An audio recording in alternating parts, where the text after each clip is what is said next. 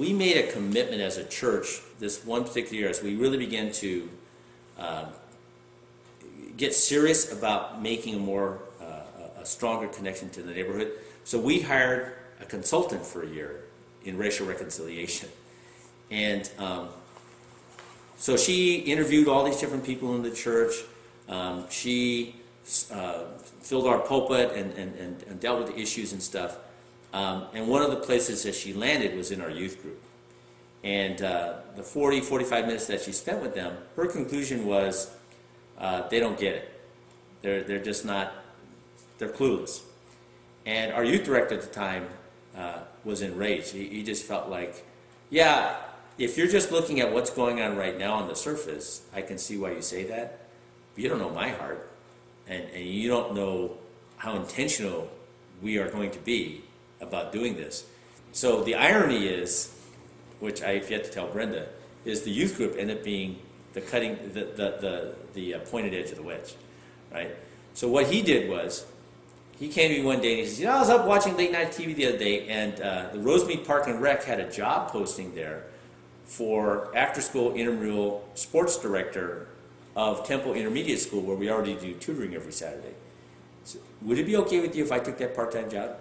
Because I want to build a relationship with these kids. And I go, sure. And so he took whatever meager money they were paying him and he poured it into snacks and uniforms and stuff. And after 2 years, they all loved him, they all trusted him. And so one Friday night, when he was the inspector, 30 of the neighborhood kids showed up, and we had like 10 church kids, okay? So we're outnumbered 3-1 by kids who don't know how to behave, okay? And so I was there for a board meeting, and again, Steve, who wasn't a staff member yet, he was the deacon of reconciliation. His daughter's in that youth group, and he walks in, and there's kids running everywhere. And I go, wow, so this is what we were praying for. And he goes, yeah, but they're going to wear out their welcome pretty fast if we don't give them structure.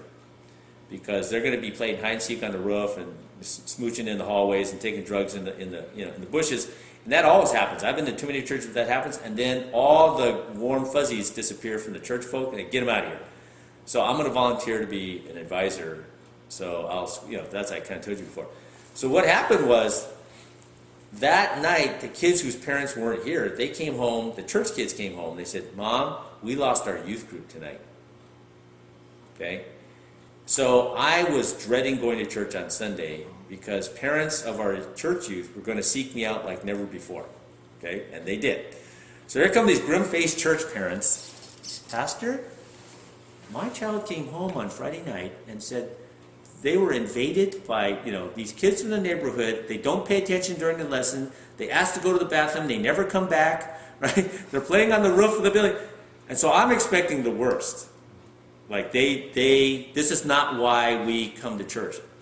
But still with kind of serious faces, these same parents go, so clearly we all need training in urban ministry. However uncomfortable this is, they understand it's not me telling them to do anything, that this is the heart and soul of God, and this is the nature of the church, that we want to be a blessing to the community, not just a country club that interlopes. Mm-hmm.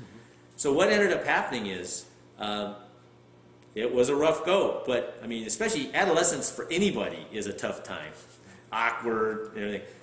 And so initially, it was like, here's all the church kids hiding, pressed against the walls like sardine, right? And here's all the rambunctious, youth kids. But with Steve's guidance, we had a good retreat, and the kids kind of came around together, this common need for Christ. And when they came back, Steve even rearranged the chairs. He said, like, look at the advisors. They're even intimidated. It's like, we're all going to sit in a circle. There's no rows anymore. And he says, and for all of you, local kids who made a decision to follow Jesus last weekend, let me tell you the implications of that. There is no this sect and this sect and this sect. There is one familia in Christ, right? There are no gangs. There's one gang. That's us. And so we're going to sit that way, right? And there's no front row. There's no back row.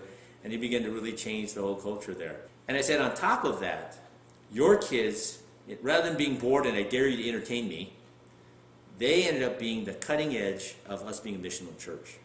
At the most awkward time in their human development, adolescence, they learned to actually see human beings across the divide. And now those kids are in college, they're like juniors, they're in university, whatever.